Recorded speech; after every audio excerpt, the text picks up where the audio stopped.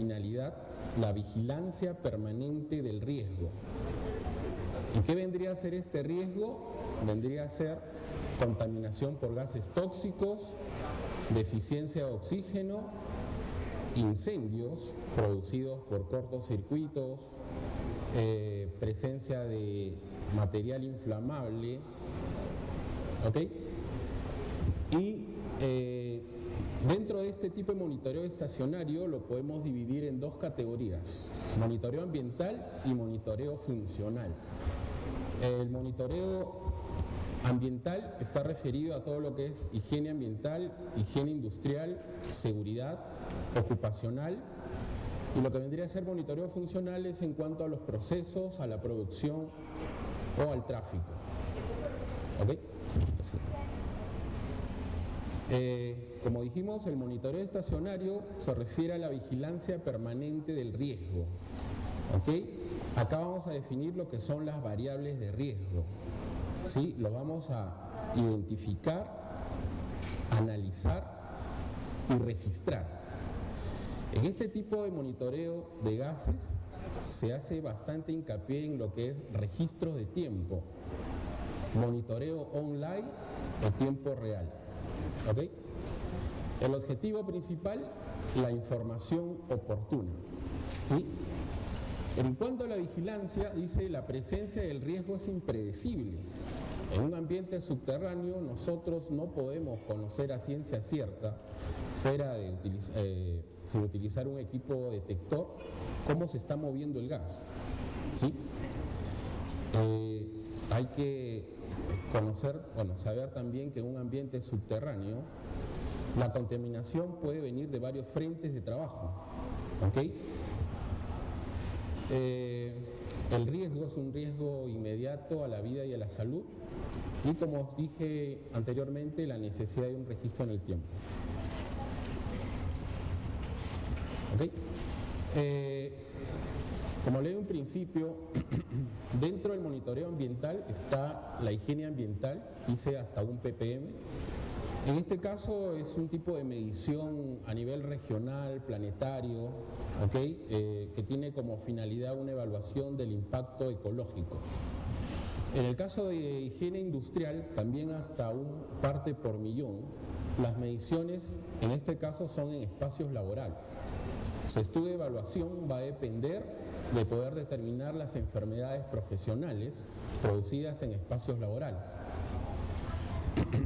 En el tema de seguridad industrial, ahí manejamos ya concentraciones más altas, de 1 a 500 partes por millón.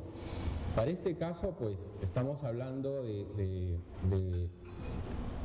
por ejemplo, no sé, en superficie, en una planta concentradora, el proceso de preparación del cianuro, ¿okay? Los tanques, las paletas de cianuración.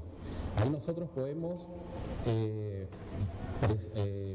observar concentraciones por de encima de los 5, 8, 10 partes por millón de HCN. ¿Okay? También el caso de una planta de molibdeno, donde se genera ácido sulfídrico como parte de la consecuencia de la descomposición del NaSH. ¿Okay? En este caso se hacen dosimetrías personales y con eso se determina qué tipo de protección voy a utilizar. En este caso, pues, máscaras de media cara, máscaras de cara completa si el gas es irritante. ¿Okay? O en todo caso, si es que voy a necesitar un equipo autocontenido, es decir, si ya mis cartuchos ya no me van a proteger ante concentraciones muy altas. Y el último, en el proceso industrial hablamos concentraciones mayores a 1000 partes por millón. Bueno, esto ya tiene que ver mucho con el mismo proceso, el mismo mecanismo o la misma función de la empresa para generar o producir productos finos, ¿no? Algo típico es el control de procesos. Bueno, acá hay un cuadro que me define según las fuentes de riesgo. Primeramente, una fuente de riesgo es el ser humano. Genera CO2, genera monóxido en el ambiente. Las maquinarias, normalmente máquinas de combustión interna que me generan CO2, monóxido, y por descomposición natural que puede generar SO2, H2S. Si se dan cuenta en el cuadrado verde es lo que genera el medio ambiente, concentraciones muy bajas. Las personas pueden generar el orden de 50 a 100 partes por millón de un gas tóxico, y las máquinas que pueden producir incluso concentraciones muy altas, 100.000 ppm. Bueno, ese es el caso del CO2, por ejemplo. El CO2 tiene un límite permisible de 10.000 partes por millón. Hay equipos que generan 50.000, 60.000 partes por millón. ¿Qué es un sistema y de qué consta un sistema de monitoreo? El sistema de monitoreo consta principalmente de 3 partes. El monitor, ¿ok? Si fijan a este sistema de monitoreo, el monitor vendría a ser toda esta parte. ¿Ok? Esto vendría a ser toda la electrónica que va a centralizar y procesar la información que vienen desde los sensores. Estos sensores pueden estar integrados o pueden ser remotos. ¿Sí? El otro es el transporte de señal, es decir, el medio físico en el cual se está llevando la información desde el sensor hasta el transmisor. Puede ser cables de comunicación, cables de instrumentación, fibra óptica, radiofrecuencias, lo que se utiliza bastante en minería, comunicación por liquid feeder o cable radiante. Y el otro son los terminales remotos. En este caso, los terminales remotos son estos sensores. ¿Okay? Los terminales remotos lo podemos dividir en entradas y salidas. Estas serían las entradas, señales de entrada, los sensores propiamente dicho, y las salidas serían la luz, la sirena, e incluso otro tipo de señalización o un extractor de aire, o si el sistema está conectado a un ventilador, sería una unidad remota de salida. Bueno, en el caso de los sensores, al igual que los equipos portátiles, usa la misma tecnología. Detectores catalíticos para medir concentración de vapores o gases combustibles, electroquímico para medir una gran gama de gases tóxicos, y los detectores infrarrojos, que es para gases combustibles y para el CO2.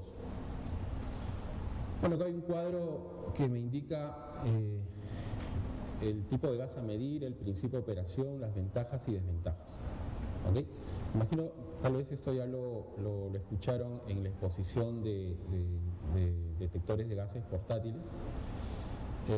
Utilizan el mismo principio de operación. En el caso de los catalíticos es un óxido metálico, una platina que cambia su resistencia ante presencia de gas combustible. Entonces se produce una mini combustión interna. ¿Okay? La lectura es límite inferior de explosividad. La ventaja es larga vida del sensor, entre 3 o 4 años. ¿Okay? Igual les dura un detector portátil, 3 a 4 años la vida típica del sensor. Pero si tengo instalaciones donde hay concentraciones muy altas o el equipo está sometido de manera regular a exposiciones altas, la vida del sensor se reduce. En el caso de los detectores catalíticos, para minas que están por encima de los 4.000 metros sobre el nivel del mar, no tienen ningún problema. Todos los sensores son sensibles a bajas temperaturas, a cambios de presión. Sin embargo, lo que siempre recomiendo, hay que verificar si lo que mide el sensor es lo correcto, ¿no? Mediante un cilindro de gas patrón. ¿Okay? La desventaja es que requiere oxígeno. Como se produce una combustión interna dentro del sensor, si yo le quito el oxígeno no va a poder medir nada.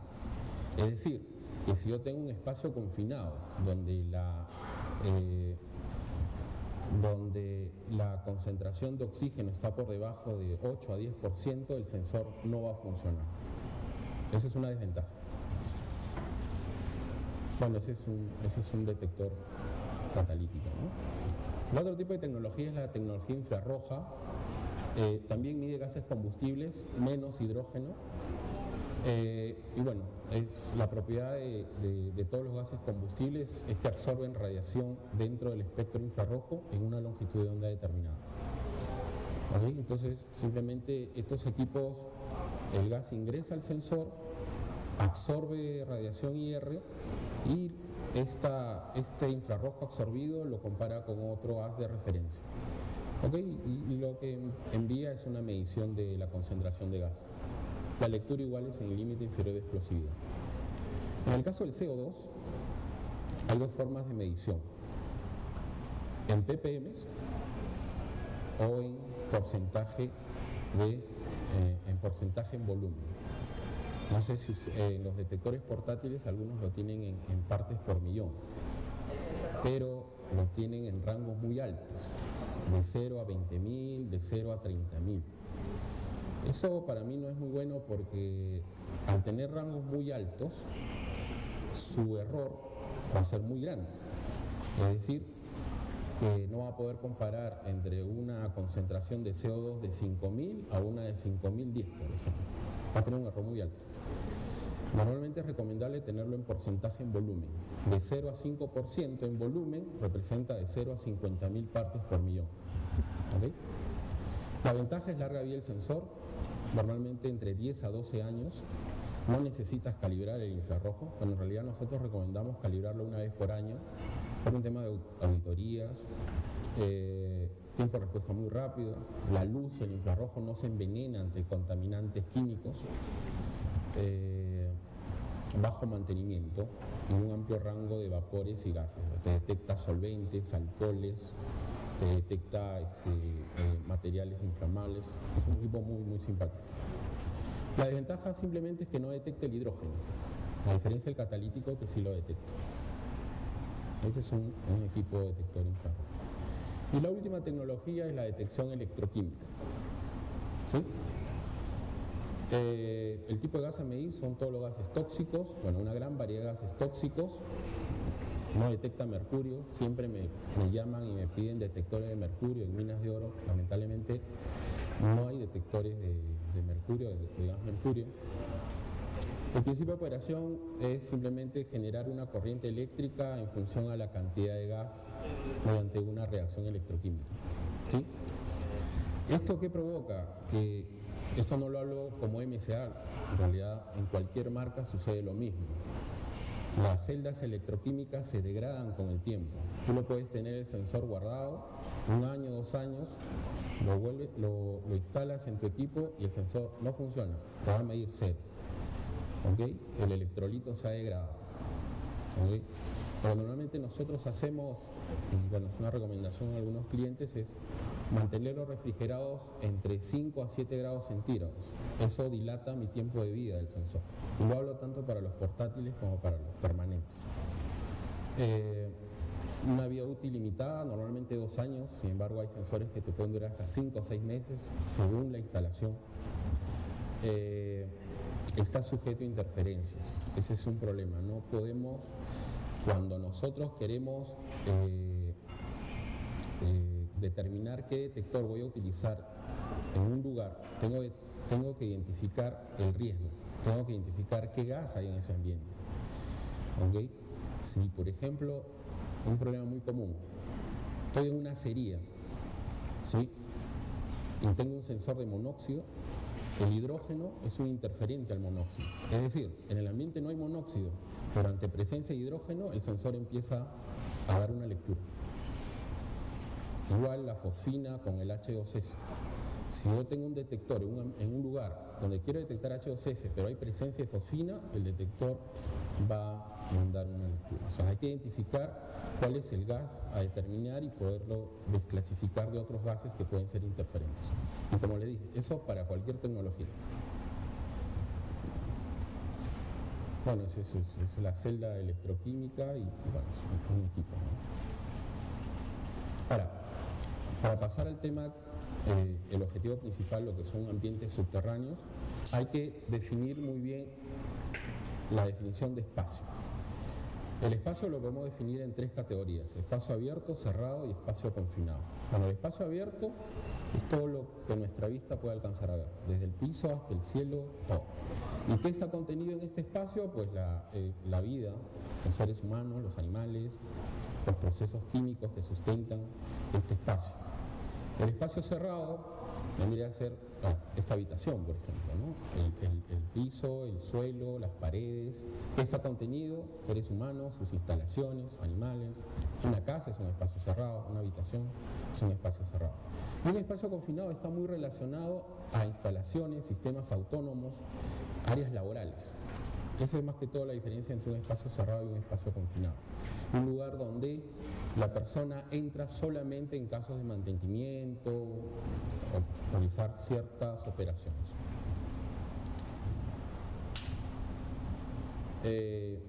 Según estos espacios abiertos, cerrado y confinado, y relacionándolo con el tipo de medición ambiental o funcional, yo puedo ver que en un espacio abierto hay un tipo de medición o monitoreo ambiental planetario, regional, que tiene que ver con el clima o con cambios climáticos, ecológicos o con impactos medioambientales. En el caso de un espacio cerrado, hay un monitoreo de higiene industrial y de higiene ocupacional. Y en el caso de un espacio confinado, netamente seguridad ocupacional, ¿sí? Por presencia de gases contaminantes, combustibles, oxígenos, etc. En el caso de un espacio subterráneo, un espacio de una minería subterránea, espacio abierto no hay. El espacio cerrado serían las galerías ventiladas o en uso, ¿ok? De acuerdo a la definición de espacio cerrado, donde es el hábitat de personas e instalaciones, yo tengo que tener un ambiente oxigenado para poder trabajar. En el caso de un espacio confinado, pues son los piques o faenas que han sido abandonadas, ¿ok? Los requerimientos para un espacio es identificar y registrar las variables de riesgo, monitorearlas y evaluar los espacios de riesgo, ¿ok? Y según esta evaluación yo puedo determinar si uso, como les decía, una máscara de media cara, de cara completa, un equipo autocontenido, un filtro de gases ácidos, un filtro solamente de polvo, de niebla ácida, etc. Bueno, este es el comportamiento de riesgo, ¿no? Los riesgos producidos dentro de un espacio minero subterráneo es generalmente los incendios. Es común tener incendios que pueden ser provocados por subestaciones eléctricas, pueden ser provocados por cortocircuitos. Muchas veces en zonas abandonadas se suele colocar material inflamable. Puede ser desde pinturas, solventes, lubricantes, aceites. Como ese espacio está abandonado y yo no monitoreo las variables de riesgo en este espacio, desde superficies calientes, ustedes saben el triángulo de fuego, ¿no? Fuente de ignición, el gas combustible y el oxígeno.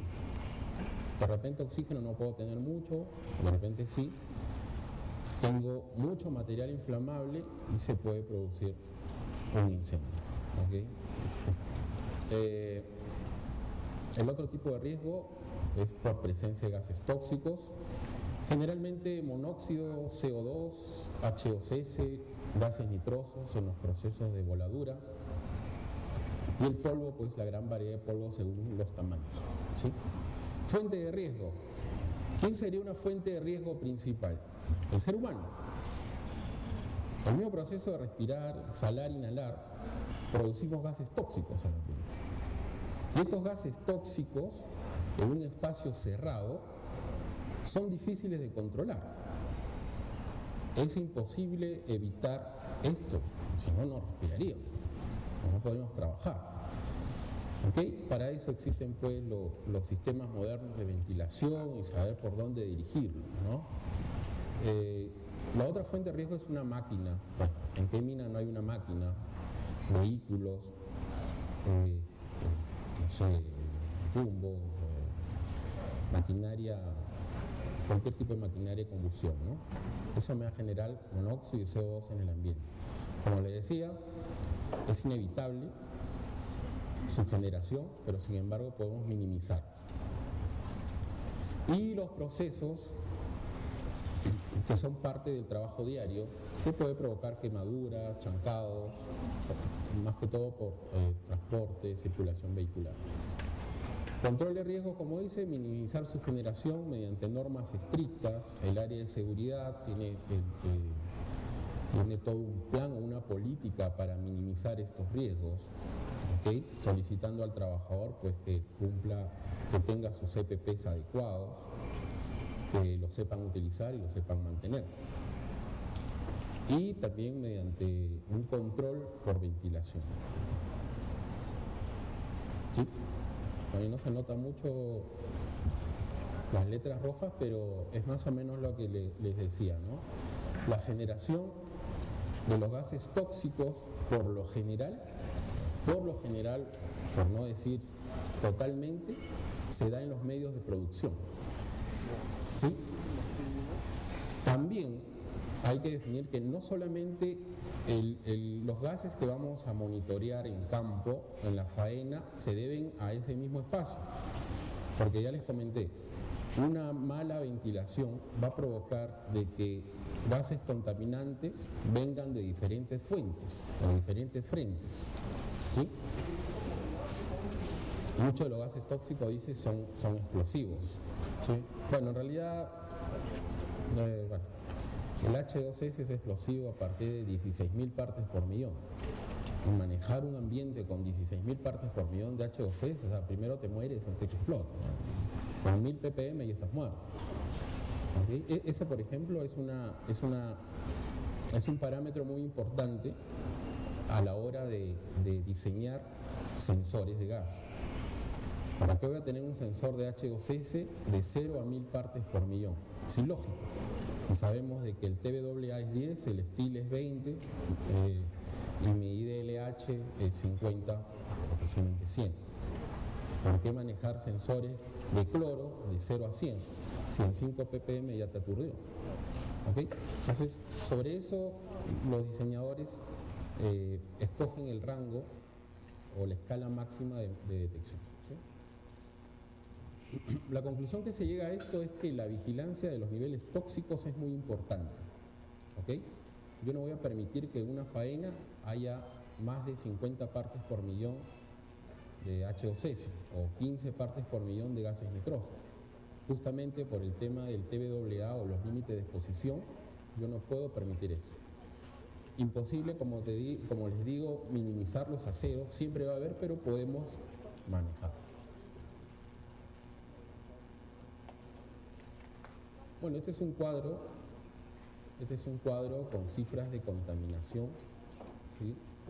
con fuentes en personas, maquinarias, las voladuras y emisiones naturales. Está hecho en base a 50 personas, 10 máquinas, 10 que pueden ser pues, camionetas, cualquier tipo de vehículo, y voladuras, ¿sí? Son 2 voladuras de 1 kilogramo. En la parte de abajo vemos que la contaminación de CO2 máxima es de 3.000 partes por millón. Este es un ejemplo cuyas mediciones han sido tomadas de una mina. ¿Okay? En esa mina, en ese frente de trabajo, con esa cantidad de fuentes de riesgo, o sea, personas, maquinarias, voladuras y emisiones naturales, se pudo determinar que la contaminación de CO2 ha sido de 3.000 partes por millón, de monóxido 40, SO2, H2S 10, gases nitrosos 3 y oxígeno de eficiencia, bueno, eso hay que dividirlo entre 10.000, es 19.5% en volumen. Según este cuadro, ¿en qué estamos mal? O sea, esta mina, ¿qué puede mejorar para poder reducir esos niveles o sea, primeramente, ¿esos niveles son los adecuados? ¿Se puede trabajar bajo esos niveles de concentración? ¿Alguien me puede decir? ¿Es aceptable trabajar en esas condiciones?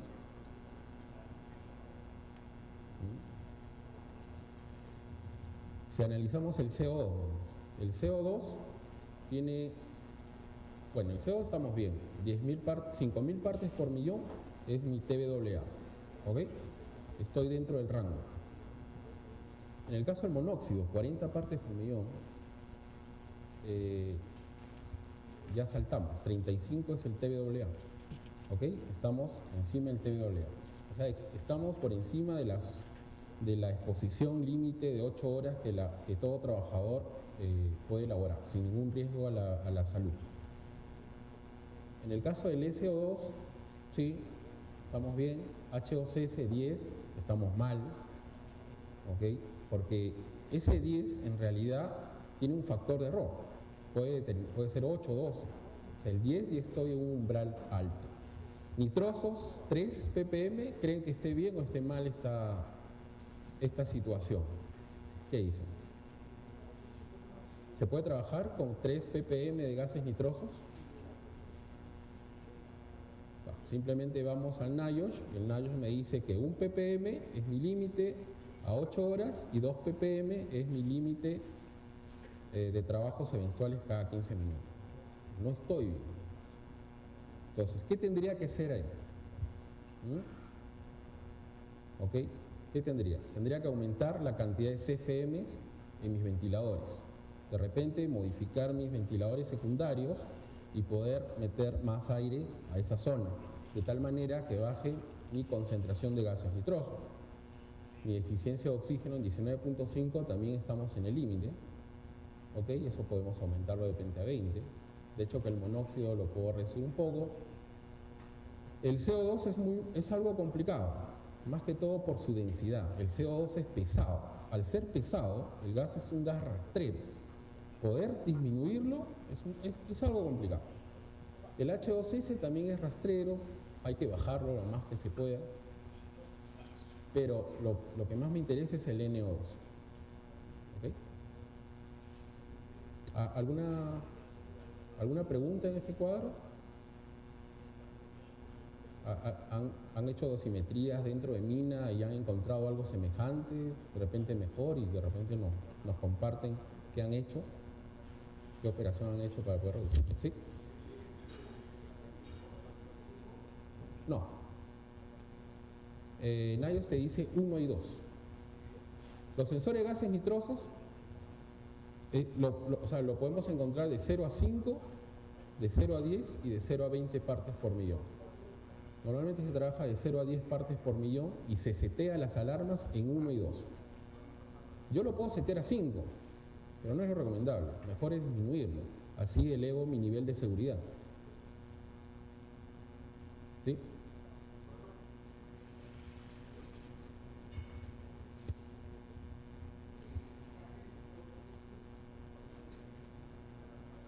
¿5 partes por millón?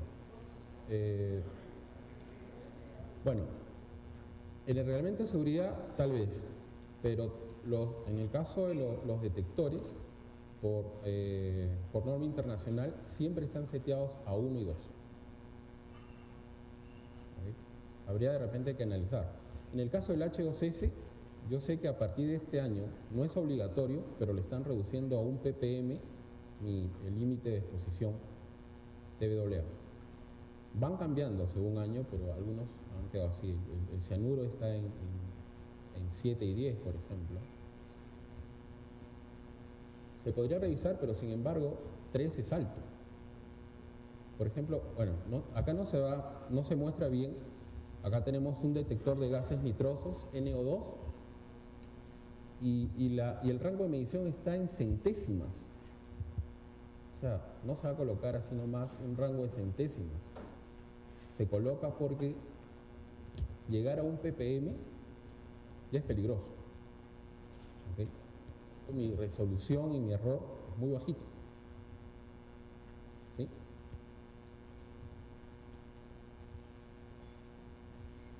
Bueno, acá vemos el tema de ventilación. En el tema de ventilación, pues el objetivo principal de ventilación es desplazar los gases tóxicos hacia otras áreas, bueno, normalmente a áreas abandonadas. Bueno, la idea es reducir, ¿no? La idea es reducir los niveles de contaminación por gases tóxicos. Normalmente la ventilación se da por cada contaminante y el lugar es impredecible. O sea, no conocemos la dinámica del gas, cómo se va a mover. O sea, a lo que me refiero es de que yo no puedo activar una compresora de 20.000 CFM y decir que con eso ya estoy liberando una zona de gases. Posiblemente, posiblemente no. ¿Ok? Entonces, como no lo tengo, yo necesito poder monitorear esa zona con los sensores. ¿Sí? ¿Lo podría hacer con un portátil?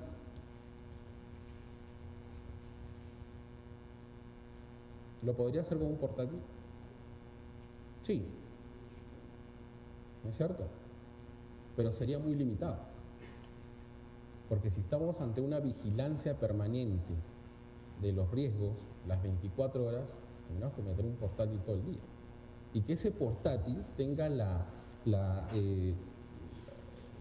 característica o la funcionalidad de poder enviar esa información hacia, de repente, un SCADA, y que el SCADA pueda controlar el flujo de aire que entra a ciertos lugares. Sería complicado, primeramente porque los portátiles no tienen esa función, no tienen una variable de salida que conectada a un variador de frecuencia pueda aumentar o reducir la velocidad de los ventiladores. Justamente para eso se utilizan los sistemas estacionarios. ¿Ok? El sistema estacionario que ven acá es un sistema a medida. En sí este sistema se ha trabajado para una mina de carbón, donde nos han pedido: Mirko, necesito que monitorees oxígeno y metano. ¿Ok? Son 8 frentes de trabajo, son 8 de estos sistemitas, en el cual yo voy a tener alarmas locales, una alarma visual, una alarma sonora. ¿Cuál sería la diferencia con un equipo portátil? El equipo portátil es una alarma personal, ¿sí? O sea, todos trabajan por difusión. Hay que tener en claro, estos detectores no abarcan un espacio, no monitorean un área determinada. Simplemente el gas que atraviesa el sensor lo va a leer, ¿sí? Y si hay una persona que tiene un detector portátil y el gas, y está entrando un gas por un frente, lo ideal sería tener un sistema de triangulación mínimo, un sistema de triangulación alrededor del trabajador, de tal manera que esos gases que están entrando por diferentes frentes lo detecte este sistema antes de llegar a tu portátil. Esa es la funcionalidad de estos equipos. Ahora, este equipo, por ejemplo, tiene la característica de poder soportar hasta 12 sensores. Es complicado manejar 12 sensores. Normalmente se trabaja 4 a 5. Sin embargo, y esa es una aplicación próxima, es conectar detectores de flujo de aire por ultrasonido. Es decir, colocar detectores por ultrasonido que me midan la corriente de aire en ciertas secciones, enviarlas a este equipo y que este equipo envíe por radiofrecuencias a este panel en superficie. ¿Con esto qué hago? Con esto determino tanto las concentraciones de gas, el flujo de aire, llevando a la superficie.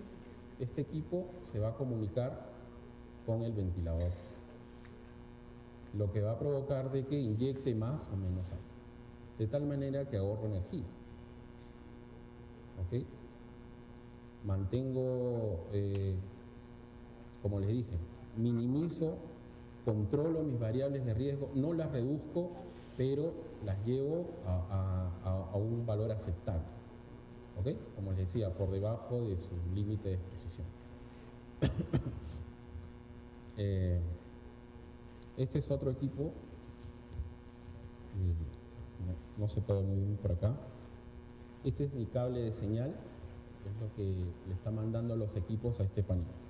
Este panel puede estar en bocamina, puede estar en superficie, puede estar en su oficina, tiene un puerto Ethernet.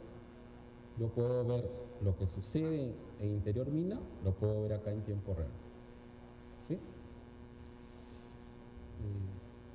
Voy a hacer una pequeña demostración. No tengo una pantalla, me gustaría que se hubiera expuesto. Lo que voy a hacer es estimular un sensor, ¿sí? Lo voy a estimular con un gas, en este caso H2S.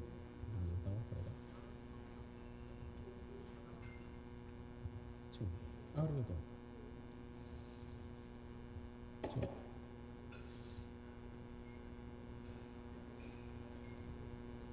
¿Ok? Se activó la primera alarma, significa que se llegó a mi primer nivel, ¿ok? ¿Sí? Va a seguir subiendo, en este caso estamos hablando de este tipo de H2S.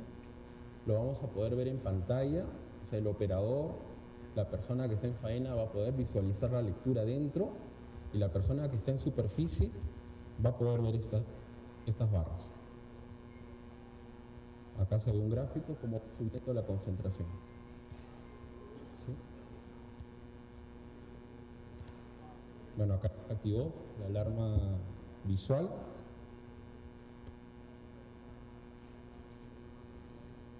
De 20, pero no muy bien. Ahí no. Sí. Evitamos la sonora porque nos botan a todos del Sheraton, es súper ruidoso. ¿Okay? Como digo, este es un equipo que se está yendo ya a una mina de carbón. ¿Okay? Está trabajando con un IP65. ¿Sí? Y acá, como les decía, no se ve bien. Acá se está mostrando un gráfico online en tiempo real y cada segundo se va a estar mostrando la lectura, cómo ha ido subiendo y bajando, subiendo y bajando. Incluso tengo un puerto USB, conecto cualquier pendrive, presiono el disquete,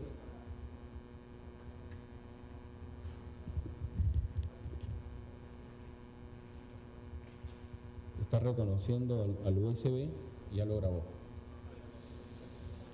Cada vez que haga esta operación, está enviando los 100.000 últimos registros, mientras no apague o no desconecte el equipo. ¿Sí? De repente lo muestras al final, es un archivo SAP. Lo que hace es explayarlo en una página en Excel, aparecen todos los gases y cada segundo cómo ha ido variando. Incluso en el panel HMI, que es táctil, un histórico, ver cómo sube, cómo baja, puedo activar alarmas e incluso conectarlo directamente a un extractor.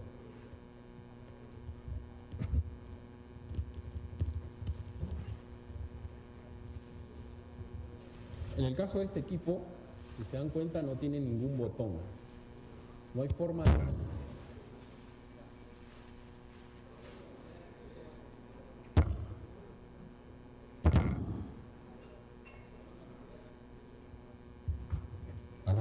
Ya. La única manera de acceder a este equipo es mediante este controlador infrarrojo. ¿Ok? O sea, puedo ver el mínimo, el máximo, el promedio, las últimas 24 horas, por ejemplo. O sea, sin necesidad de ir hasta este panel. Puedo ver la última fecha que se calibró. Imaginemos de que llegue un auditor y diga, ¿y estos equipos cuándo se han calibrado? Con este handheld voy hacia el equipo, mando la señal infrarroja y en la pantalla me va a aparecer 11 de abril del 2012. Con esto puedo configurar los set points de las alarmas, puedo colocarle retardos, todo lo que yo quiera. ¿Sí?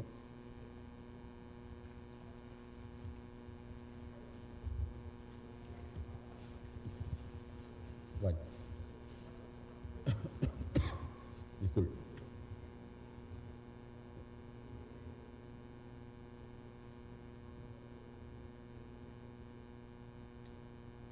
Ok. Dificultades del monitoreo, esto es a lo que yo quería llegar. El monitoreo de gases es imprescindible. Es imprescindible. ¿Ok?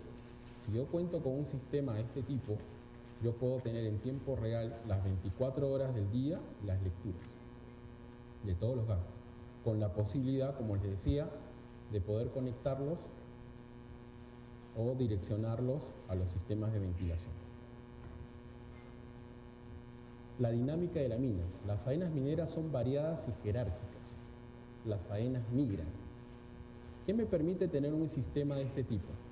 Simplemente lo desmonto en 3 partes, me llevo el trípode, lo monto en otro lugar, lo calibro siempre y cuando las diferencias de altura entre cada faena sea considerable. Es decir, si yo estoy en el nivel 3000 y de ahí bajo al 2500, yo considero que ese equipo hay que calibrarlo, porque hay una diferencia de presión, más que todo una diferencia de presión.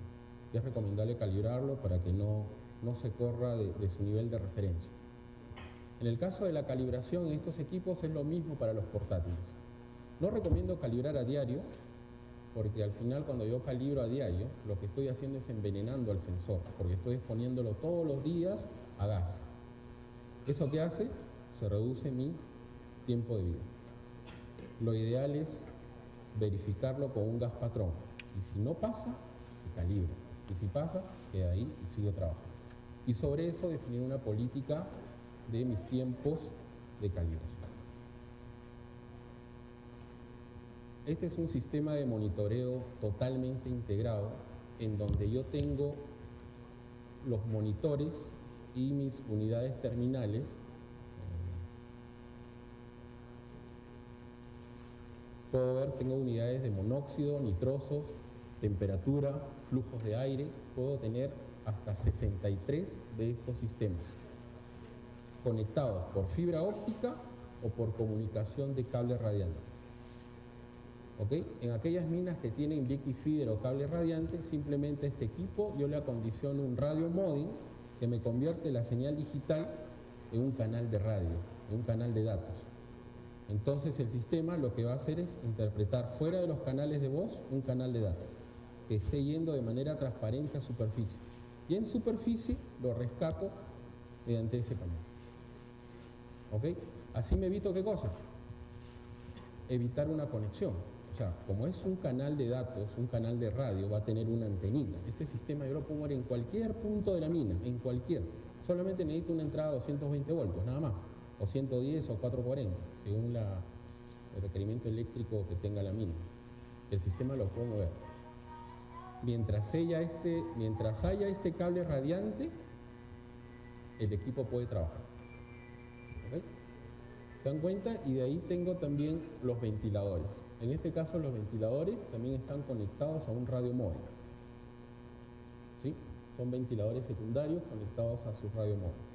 Toda la información se procesa, en este caso el transmisor, es una estación base en superficie, le llega la información de los transmisores, ¿qué procesa? Procesa la concentración de monóxido, CO2, nitrosos, deficiencia de oxígeno, flujo de aire en cada zona. Y según en cada zona, manda una señal a un ventilador específico que con un variador de frecuencia me va a mandar más o menos bien, o aire. ¿Ok? Así me evito este tema de las paradas y arranques de los ventiladores, que producen gastos innecesarios de energía.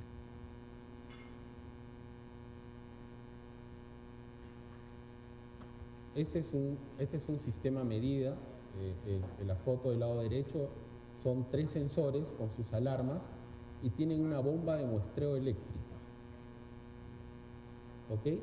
Este es otro, en el interior se ha colocado también una bomba que succiona una muestra de gas. En este caso la primera más o menos hasta unos 80 metros. Está jalando una muestra y lo está llevando hacia el sensor. ¿Esto qué me permite? Que los sensores se mantengan limpios, porque el sensor no va a estar expuesto directamente a la rudeza del ambiente. En una mina subterránea sabemos que es agua, humedad, tierra, golpes. No todos los trabajadores pues son delicados, ¿no? Y más con este sistema lo van a tirar a la camioneta, se lo van a llevar a otro lado. Es todo un problema.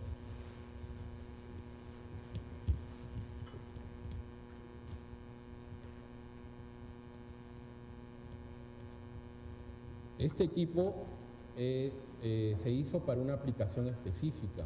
Ese es un pique de profundización. Es un pique de 450 metros. Está el winchero, ¿ok? En la casa de winche tenemos un Galloway que está a 450 metros hacia abajo y del ras de la profundidad máxima más o menos al Galloway son unos 15 metros. ¿Qué se hizo ahí? Lo que se hizo es armar un módulo con 3 sensores, nitrosos, monóxido y oxígeno, con una bomba interna. ¿Por qué?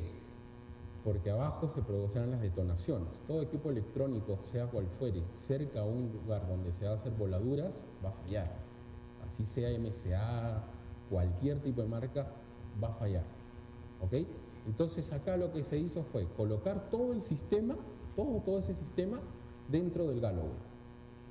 ¿sí? Dentro del galón. Se colocó una bomba y un tubing de acero inoxidable bajó 15 metros. Antes, ¿qué hacían? Va a parecer chistoso, agarraban un balde, ponían un monitor de gas y con una soga lo subían y veían cuánto había de concentración. ¿Ok? Lo que no saben es que entre ese tiempo de subir y bajar, las condiciones abajo ya cambiaron. ¿Ok? Con este sistema, simplemente en tiempo real, están monitoreando todo lo que pasa después de la voladura y antes de la voladura. Y en superficie el winchero tiene este sistema. ¿Ok? Entonces, la persona que está en superficie puede visualizar lo que está pasando abajo. Ese es el sistema mostrado. El otro es otro sistema para una mina en una pantalla de colores. Esto es una aplicación bastante sencilla. Estos son detectores conectados a GPRS. No sé si ustedes conocen estos sistemas para pasar la tarjeta, inalámbricos, ¿sí? Que utilizan tecnología de telefonía celular. Utilizan la misma nube de internet del celular para poder enviar las señales. Acá lo que se hizo fue conectar cada uno de estos equipos a este transmisor GPRS. Se le conecta el chip del operador que esté trabajando, por ejemplo, no sé, en Yanacocha, claro. En tal mina, Movistar, simplemente se le coloca un chip MMS, SMS, ¿ok? Claro que tiene que tener saldo, pues, si no va a enviar nada, ¿ok? Y se programa a todos los celulares de superintendentes, mantenimiento, operaciones. Cuando hay un nivel alto o bajo dentro de mina, está llegando a los celulares de cada uno. Así estén en Lima, estén en la China, estén en cualquier lado. ¿Ok? Este sistema nos ha llevado y se ha ido para más que todo plataformas petroleras, donde el único requerimiento es que haya telefonía celular, nada más. Bueno, eso es todo. Me gustaría que hay una pregunta. Al señor Moisés Alexander Rojas García, en representación de la empresa GDS. El ingeniero Moisés Rojas es ingeniero físico egresado de la Universidad Nacional de Ingeniería, con especialización en instrumentación electrónica. Trabaja actualmente en GDS del Perú desde hace 2 años en el área técnico-comercial, desempeñándose como jefe de producto, donde se responsabiliza del entrenamiento del área comercial y de asesoría del área técnica. Recibimos pues al señor Moisés Rojas con un fuerte aplauso.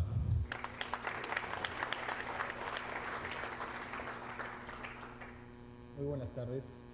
¿Me escuchan? Ahí al fondo. Ya, esta oportunidad vamos a tratar un tema muy álgido y muy necesario para la minería subterránea específicamente. El monitoreo de gases tóxicos, especialmente los emitidos por máquinas. La presentación es la siguiente. Vamos a ver los antecedentes históricos del monitoreo dentro de minas. ¿Ya? Pasaremos hacia los términos generales, explicando cada uno de las partes del monitoreo, las regulaciones a las cuales tenemos que alinearnos para hacer las mediciones. Hay normativa que el gobierno tiene y que debe ser cumplida, ¿no? Y a partir de eso veremos un par de métodos de medición. Actualmente hay 2 métodos estándares para medición de monóxido de carbono, gases nitrosos y demás contaminantes de los tubos de escape. Hablamos de medición con tubos colorimétricos, que es una medición clásica, y medición con analizadores portátiles. ¿Ya? Y compararemos ambos métodos. Veremos los pros, los contras y la exactitud de un método versus otro. Bueno, método clásico, hace mucho tiempo se utilizaban canarios. Los canarios tenían particularidad de cuando sentían un gas tóxico de morir, y son más sensibles al gas tóxico que las personas. Cuando el canario se desmayaba o dejaba de cantar, el personal de mina tenía que evacuar. Adicionalmente existían las lámparas grisométricas, esto es para las minas de carbono. Ocurre que la lámpara generaba una aureola de color azul particular cuando una nube de metano pasaba por la lámpara. Y los tubos colorimétricos. Lo que es bueno sigue siendo bueno si está bien diseñado. Actualmente aún existen tubos colorimétricos y se emplean como apoyo en la medición de monóxido de carbono. Bueno, en base a diversa normativa peruana se está estipulando el tema de medición de monóxido de carbono, gases nitrosos y CO2, principalmente para el tema de seguridad. Pero hay normativas que solicitan que se verifique esta medición por el tema de estado de maquinaria, ¿ya? Principalmente motores diésel, combustible más utilizado en la minería subterránea. Pero veamos particularmente estos gases.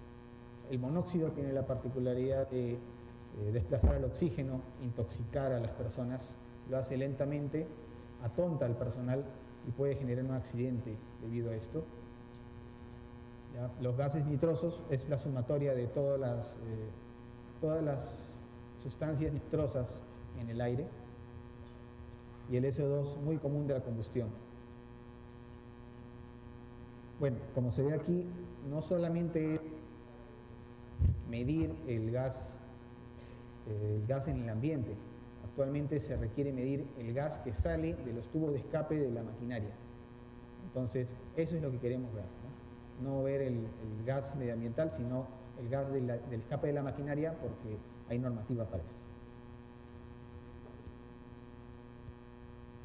Entonces, tenemos que regirnos a la normativa peruana primeramente, ¿no? 3 decretos supremos, el 047, a la cual algunas empresas mineras quieren alinearse, que son límites permisibles máximos para vehículos automotores que circulen en una red vial. Esta norma se aplica tanto para vehículos de mina como para vehículos que circulan en una calle. Tenemos al decreto supremo el 055, muy conocido y que está siendo cada vez más utilizado y exigido por entidades gubernamentales, que habla de los 500 ppm, que es lo que vamos a referirnos. 500 ppm de monóxido de carbono emitido como máximo en un tubo de escape.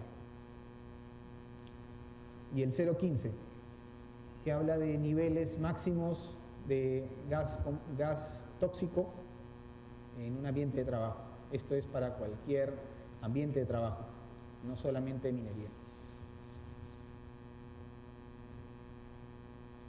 Entonces, veamos dos métodos, ¿no? El primero es la medición con tubos colorimétricos.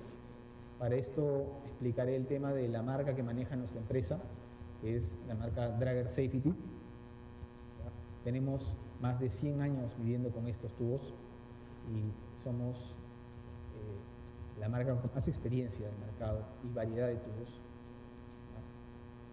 Ocurre que existe un muestreador específico para realizar análisis de monóxido de carbono en los escapes de vehículos.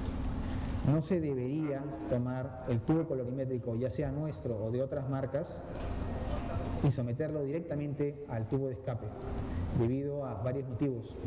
Uno de ellos es la humedad, otro es la temperatura del gas, ¿ya? Debido a que la temperatura del gas influye directamente en la medida del tubo. A mayor temperatura, mayor error.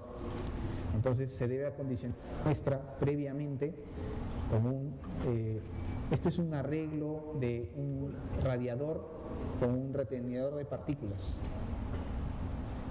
¿ya? Se instala en el tubo de escape previa medición, se conectan todas las partes, como vamos a ver más adelante, cómo se aplica, y se realiza la medición.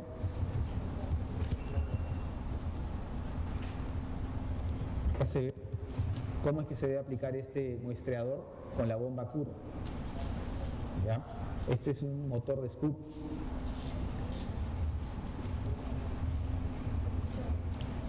Para el tubo de monóxido de carbono se requieren por lo menos 10 acciones de la bomba manual. Este es un método que tiene ventaja. Si bien es cierto, el tubo colorimétrico solo se puede aplicar una vez, pero el método no requiere mantenimiento, tampoco requiere calibración. El tubo viene calibrado de fábrica. Y vamos a ver que comparado con los equipos de medición electrónica, tienen un error que se puede aceptar. Adicionalmente, el Decreto Supremo 055 no especifica con qué método se debe medir el monóxido de carbono, solo especifica que se debe medir. Bueno, entonces, ¿qué ocurre con este tubo colorimétrico? Viene en juego de 10 unidades, ya son unos tubos de vidrio que tienen una sustancia especial, la cual reacciona con el gas y lo hace en cierta proporción. La proporción de reacción va a una medida. El tubo tiene una escala y puede cuantificar. Esa cuantificación, después de realizar las emboladas con la bomba, permite determinar cuánto monóxido de carbono hay en el humo de escape.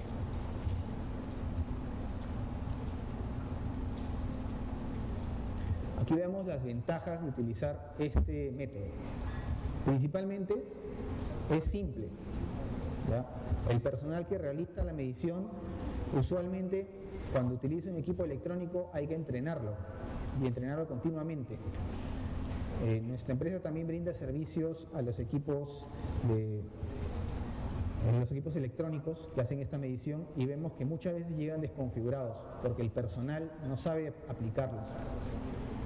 ¿Ya? Pero en este método, que es muy sencillo, no hay error, no hay forma de que la persona pueda realizar mal el análisis. ¿Ya? Adicionalmente no requiere calibración, como les dije, es un método desechable, viene precalibrado de fábrica. Además, fábrica mantiene un control muy estricto del stock previo. ¿Qué quiere decir esto? Cada vez que fábrica vende tubos, se guarda un poco de su stock y cada cierto tiempo lo va probando el stock para ver cómo va cambiando la sensibilidad. Eso es una característica única que tiene nuestra marca.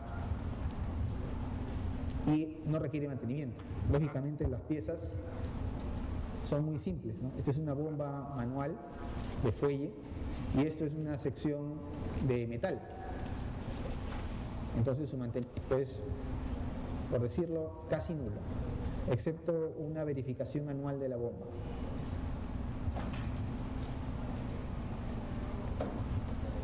Veamos otro método de medición. Este es un analizador de combustión que permite visualizar al mismo tiempo 3 gases de la emisión de un tubo de escape. ¿Cómo lo hace? Tiene sensores internos